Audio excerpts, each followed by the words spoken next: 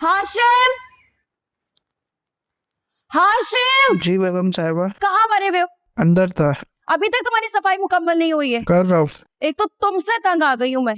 Complete करो ये कमरा, फिर ये सारी सीढ़ियों के ऊपर से लेके नीचे तक सफाई करो। जी। एक चीज जस्ट करना, इस कमरे को लॉक कर लेना। ठीक है। जाओ। सनी कहाँ रह गया है? इसको तो कॉल करूं।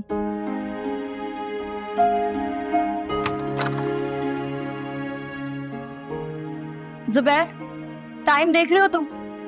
7 बजे आने का कहा था मैंने तुम्हें। I'm extremely sorry। मैं पता है ऑफिस से कोई 5 बजे का निकला हूँ, ट्रैफिक इतना जैम था। तुम्हारे ड्रामे ये, सब लोग पहुंच गए होंगे वहां पर। चलो जल्दी से फ्रेश हो जाओ। अच्छा हाँ, वो शुएब कह रहा था कि मैं भी साथ जाऊंगा। जुबैर, तुम्हारा दिमाग खराब हो गया है? शोएब क्या करेगा वहां जाकर? उसका जाना जरूरी होता है हर जगह। ये क्या कम है कि मैंने उसे अपने घर में भी रखा हुआ और ऑफिस में भी तुम्हारी साथ जगह दी हुई है यार। वो इस घर का फर्द है और वैदान उसका भी तो दोस्त है। जुबैर, तुम ये क्यों भूल रहे हो कि शोएब की वजदान से दोस्ती हमारी वजह से हुई है, और मैं उसको अपनी गाड़ी में लेकर नहीं जाऊंगी। हमारी प्राइवेसी डिस्टर्ब होती है। तुम्हें उसको हर जगह अपने साथ रखना जरूरी क्यों लगता है? उसे कहो अगर आना है तो अपनी गाड़ी में आ जाए। और वैसे पता नहीं तुम्हें क्या शौक है हर बात पे उससे मोहर लगवाने की। अच्छा ठीक है, वो नहीं जाएगा। तुम तैयार हो जाओ, मैं गाड़ी में तुम्हारा वेट कर रहा हूँ। फजूल मेरा टाइम जाया कर दिया तेरे में, मैं तैयार हो जाती। एक ये हाशिम।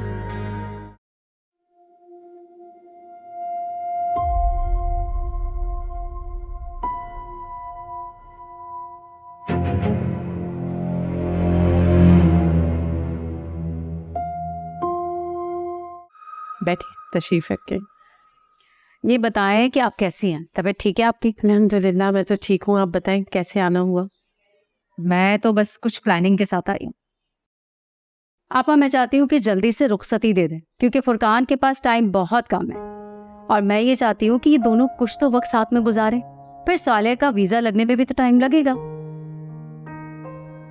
हाँ, मुझे कोई एतराज़ नहीं है, लेकिन आपको तो पता है कि बेटी की शादी की तैयारी के लिए काफ़ी टाइम चाहिए होता है, और जहेज़ की छोटी छोटी चीज़ों के लिए ना बहुत टाइम लग जाता है। तो मैं करवा देती हूँ ना आपके साथ हेल्प शॉपिंग में। मेरी तो चॉइस भी बहुत अच्छी है। अस्सलाम वालेकुम। वालेकुम अस्सलाम। लेकिन आपको अपनी भी तो शॉपिंग करनी होगी ना।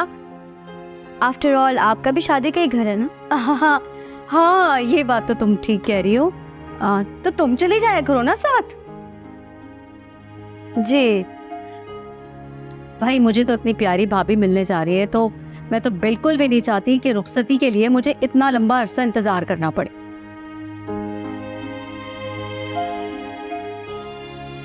वैसे सालिया है कहाँ? बुलाओ उसको, मेरे पास भी थोड़ी देर बैठ जाए। वो अपने कमरे में है। अच्छा, मैं खुद ही उससे मिल लेती हूँ। ये लो।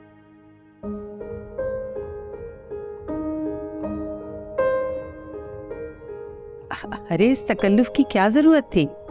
अरे, इसमें तकल्लुफ की क्या बात है आपा? ये मेरी खुशी है। भाई, इतनी अच्छी भाभी मेरी, मैं उससे मिलने के लिए आ रही हूँ, तो क्या खाली हाथ आऊंगी? अच्छा खैर, सारी बात छोड़े आपा, ये बताएं कि रुखसती कितना जल्दी कर सकते हैं हम? भाई, टालने की बात नहीं कीजिएगा। आज मैं खुशखबरी लेकर ही जाऊंगी।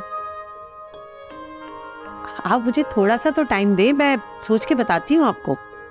अरे आपा, आप और सोचेंगी तो मजीद लेट हो जाएगा।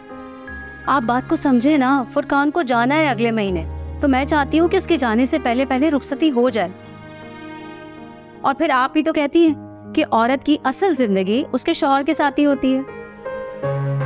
चले भाई, ठीक है, आप जैसा मुनासिब समझे। अरे वाह, आपने तो दिल खुश कर दिया। मैं सौले से मिलके आती, ठीक है?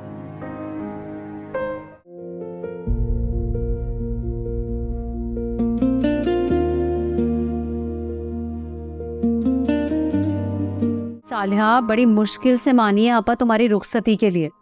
अगले महीने अमेरिका चला जाएगा फुरकान, और तुम भी अपने ऑफिस में बता दो कि तुम्हारी शादी होने वाली है। जी ठीक है। आप खड़ी क्यों हैं? बैठे ना। नहीं, बस मैं चलूंगी।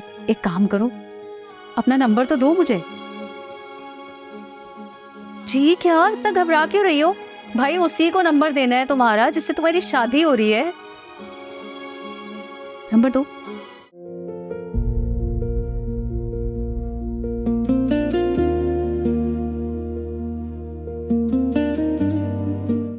अच्छा सुनो, तुम अपनी शादी की शॉपिंग करने के लिए खुद जाना, सारी चीजें अच्छी अच्छी लेना।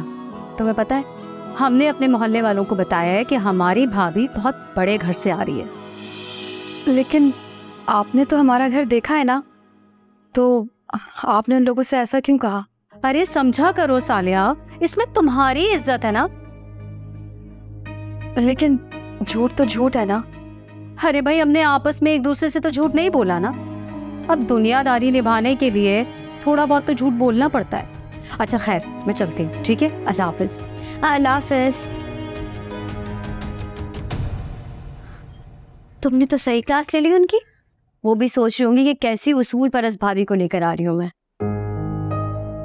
लेकिन गलत तो गलत है ना। जब हमने उनसे ऐसा कुछ नहीं कहा और इतना बड़ा घर नहीं है हमारा, तो फिर उनको क्या जरूरत है ये सब कुछ बोलने की? हाँ, लेकिन कुछ लोगों की आदत होती है शोखियाँ मारने की। शोखियाँ भी लोग उन्हीं चीजों की मारते हैं जो उनकी जात की महरूमियाँ होती हैं। खैर छोड़ो ये छोटी छोटी बातें, तुम बस अपने घर जाने की तैयारी करो।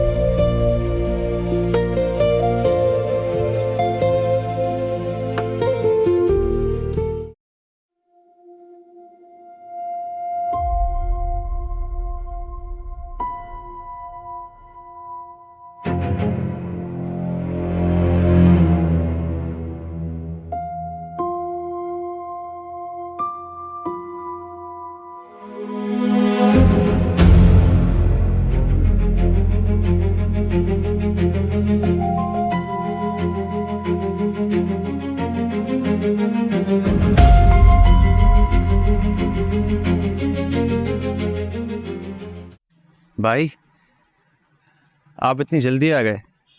मुझे तो लगा आपको आज देर हो जाएगी। हाँ यार, मेरा बस रुकने को मूड ही नहीं हो रहा था। इनफैक्ट बिल्किस तो जा रही थी रुकना, लेकिन मैंने मना कर दिया। भाई, अगर भाभी का दिल था तो थोड़ी देर रुक जाते। शुएब, मैं इसलिए आया हूँ कि मैंने ऑफिस में कहा था कि हम साथ चलेंगे, लेकिन हम तुम्हें बताए बगैर ही चलेंगे। तुम्हें पता है ना शुएब, बाज़ औक़ात बिल्किस ऐसे बात करती है जैसे मैं अपने मुलाजमों के साथ करता हूँ। भाई, अब आप मुझे शर्मिंदा कर रहे हैं। मुझे भाभी के मिजाज का पता है। आप उनके मिजाज का ख्याल रखा करें। मेरी फिक्र मत किया करें। मैं आपकी किसी बात का बुरा नहीं मानता। और भाई, मैं नहीं चाहता कि मैं आपकी पर्सनल लाइफ में भी इंटरफेयर करूं। पर्सनल लाइफ जो मुझे हर वक्त ये याद कराती है कि मैं इस बिल्किस के घर में रहता हूँ, उसके ऑफिस में जॉब करता हूँ, और फुर्सत के लम्हात में भी वही करता हूँ जो वो चाहती है। अगर यही पर्सनल लाइफ है तो शुएब बहुत बुरी लाइफ है। भाई, अब एंजॉय करें इसे। ये सब कुछ जो आप कह रहे हैं बिल्किस भाभी का है, वो सब आपका भी है, क्योंकि बीवी हैं वो आपकी। बिल्किस मुझे बार बार याद कराती है कि ये सब कुछ उसका है। औरत जब अपनी मलकियत गिरवाना शुरू हो जाए ना, वो बीवी नहीं मालकिन बन जाती है। और ये अलमिया शायद बिल्किस जैसी हर बीवी का है जो बीवी से ज़्यादा मालकिन बन के रहना खुश रहती है। कुछ लोगों का मिजाज ऐसा होता है। डोमिनेटिंग पर्सनैलिटी कहते हैं ऐसे लोगों को। लो, नाम लिया और उनका फ़ोन आ गया।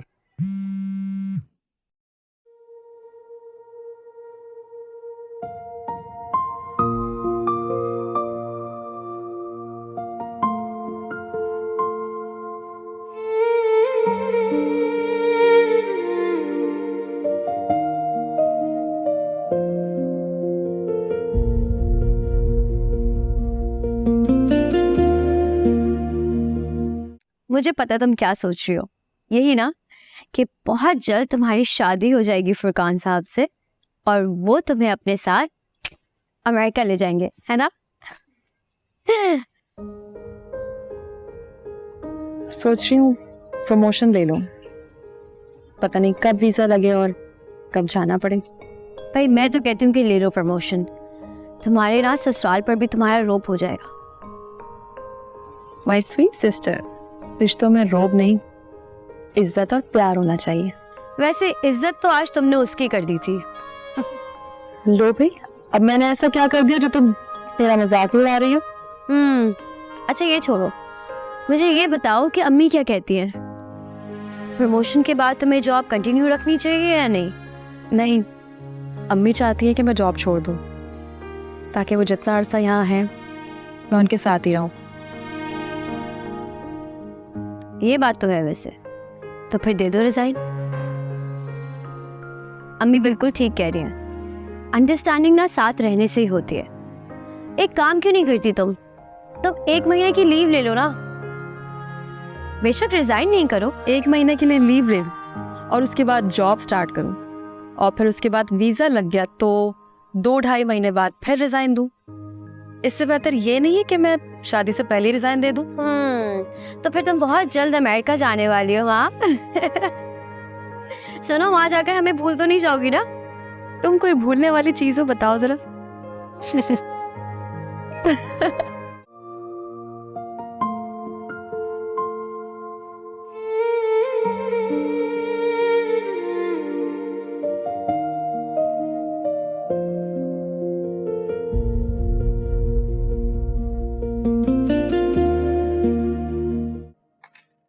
ये जो तुम शुएब से सॉरी करने गए थे, तुम सुबह नहीं कर सकते थे?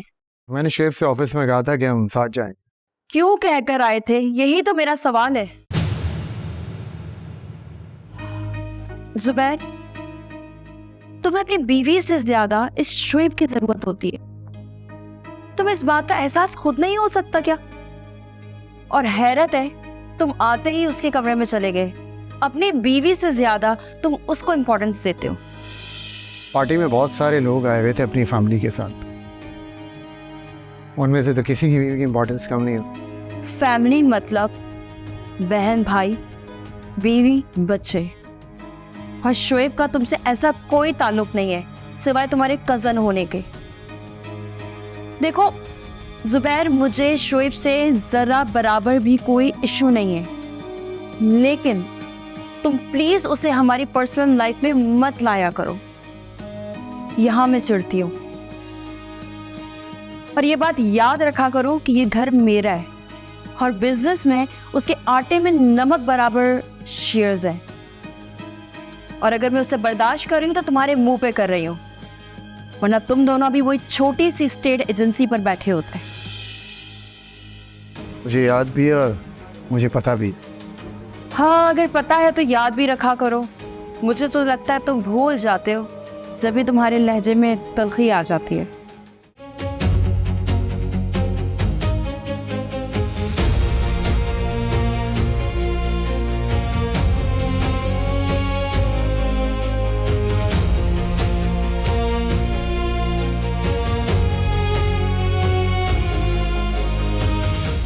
सर, ये खान विलास की मुकम्मल डिटेल्स हैं। बैठिए।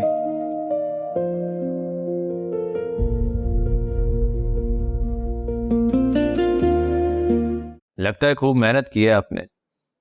जी सर, इंसान को अपने हर काम में मेहनत करनी चाहिए। मगर कुछ लोग मेहनत से नहीं, सुस्ती और टाल मटोल से काम लेते हैं। मैं ऐसा नहीं करती हूँ सर। तभी तो आप मुझे अच्छी लगती हैं।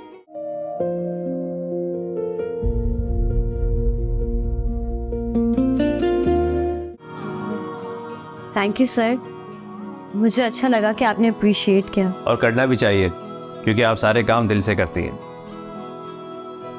अच्छा, अब ये फाइल ले जाकर सर जुबैर को दें और उसे साइन करवा के अप्रूवल ले लें।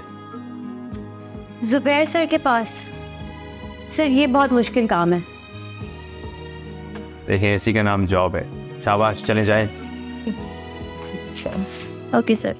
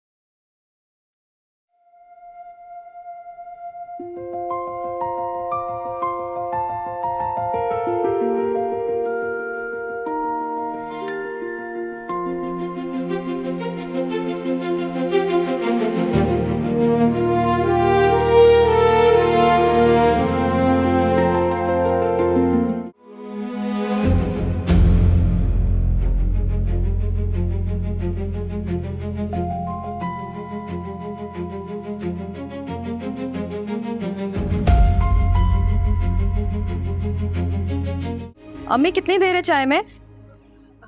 हाँ बेटा, बस 2 मिनट रुको, ला रही हूँ।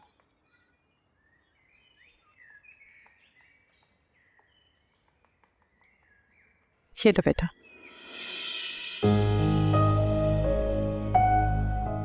अम्मी क्या हुआ है? तबीयत ठीक है आपकी? हाँ बेटा, अब ठीक है मेरी तबीयत।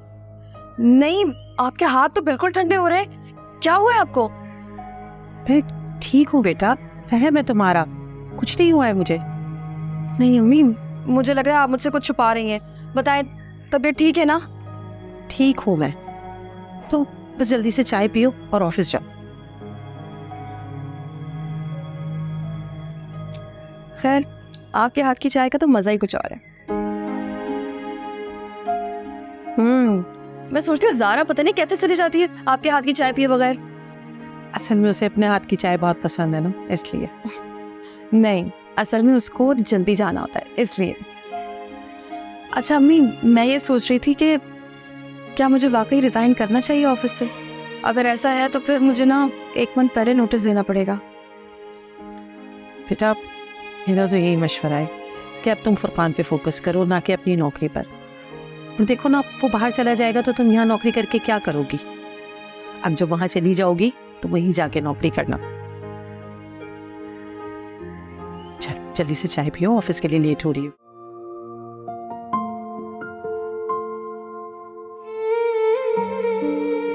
मुझे नहीं लग रहा था कि ये बैंक तुम्हें लोन देगा, लेकिन बड़ी बात है कि तुमने ले ली। अरे आप भी ना अपने भाई को बेकार में अंडर एस्टिमेट करती है। अरे अच्छा खासा पढ़ा लिखा इंसान हूँ, सारे गुर जानता हूँ। जी जी मेरे भाई, असल गुड़ तो तुम्हारी शादी के बाद सामने आएंगे। पता चले जनमुरीद बनकर बैठ जाओ। अरे आप पता तो करे जहेज में ला क्या रही है, ऐसा ना हो सूखा सूखा से उसकी तनख्वाह पे गुजारा करना पड़े। मुझे जहाँ तक लगता है 2-4 तोले सोना ही लाएगी बस। इससे क्या होता है? हाँ तो तुम्हारा शौक था ना, मैंने तो तुम्हें पहले ही कहा था कि हमारे जैसे ही लोग हैं, बस लड़कियां हैं जो खाती कमाती हैं। अरे आप यही तो हमें चाहिए था कि कमाने वाली हो, हमें बिठाकर खिलाना ना पड़े। अभी देखो गाड़ी भी तो ला रही है, तो प्रमोशन होगी तो सैलरी भी बढ़ेगी। अरे पढ़ी लिखी है, कराची के हालात जानती है, शादी के बाद अपना घर खरीदने के लिए कुछ सेविंग्स भी कर रखी होंगी। अरे वाह भाई, बड़ी दूर तक सोचा हुआ है तुमने। वैसे लग तो वो मुझे बहुत समझदार रही है, लगता है मुझे कि काफी सेविंग्स की हुई होंगी। अच्छा उसका मोबाइल नंबर तो दो, आखिर मेरे होने वाली वाइफ है, मैं भी तो जरा हेलो आया करूँ। हाँ, नंबर दे नहीं रही थी वो, बड़ी कंफ्यूज सी लग रही थी, लेकिन मैंने ले लिया उससे नंबर। जबरदस्त। नोट करो।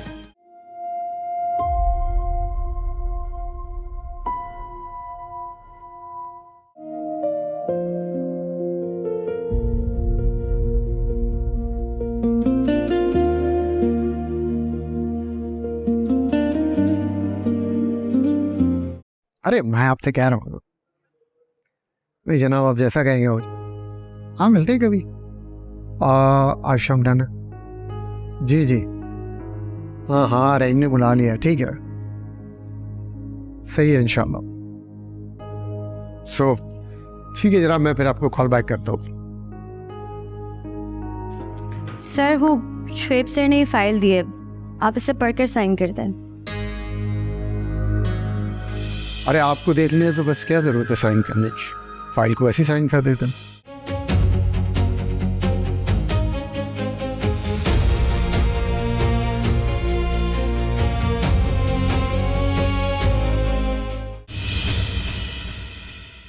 सालिहा, बड़ी मुश्किल से मानी है आपा तुम्हारी रुखसती के लिए। अगले महीने अमेरिका चला जाएगा फुरकान, और तुम भी अपने ऑफिस में बता दो कि तुम्हारी शादी होने वाली है। जी ठीक है। भाई मैं नहीं चाहता कि मैं आपकी पर्सनल लाइफ में भी इंटरफेयर करूं। पर्सनल लाइफ जो मुझे हर वक्त ये याद कराती है कि मैं इस बिल्किस के घर में रहता हूँ, उसके ऑफिस में जॉब करता हूँ, और फुर्सत के लम्हात में भी वही करता हूँ जो वो चाहती है। अगर यही पर्सनल लाइफ है तो शुएब बहुत बुरी लाइफ है। बेशक रिजाइन नहीं करो, 1 महीने के लिए लीव ले लूं और उसके बाद जॉब स्टार्ट करूं, और फिर उसके बाद वीज़ा लग गया तो 2-2.5 महीने बाद फिर रिज़ाइन दूं। इससे बेहतर ये नहीं है कि मैं शादी से पहले ही रिज़ाइन दे दूं। तो फिर तुम बहुत जल्द अमेरिका जाने वाली हो। हाँ तुम्हारी जगह अगर और कोई बदतमीजी करता ना तो मैं बिल्कुल बर्दाश्त नहीं करता। सर, मेरे लहजे की जिस सख्ती को आप बदतमीजी कह रहे हैं वो सिर्फ आपकी बातों का जवाब है। अगर आप मुझसे वही बात करें जो हमारे ऑफिस से रिलेटेड है तो मैं जवाब में हमेशा यस सर कहूँ। मेरी पसंदीदगी में तुम्हारी जहनियत भी शामिल है। तुम अच्छे दोस्त बन सकते हैं, एटलीस्ट कभी डिनर या साथ बैठ के कॉफ़ी पी सकते हैं। सर मैं यहाँ दोस्ती करने नहीं आई, काम करने आई। कहाँ से खिलाओगे उसे? कैसे खर्चा उठाओगे उसका? जॉब भी वो तुम्हारे आसरे पर छोड़कर आ रही है। इन्हें ऐसे छोड़ देना भी तो अक्लमंदी नहीं है ना। ऐसे छोड़ देना मतलब? तो फिर कैसे छोड़ने का इरादा है? जिस शादी के लिए मैंने कर्जा लिया था उससे नफा उठाए बगैर अपना नुकसान उठा लो? नहीं, ये मैं नहीं होने दूंगा।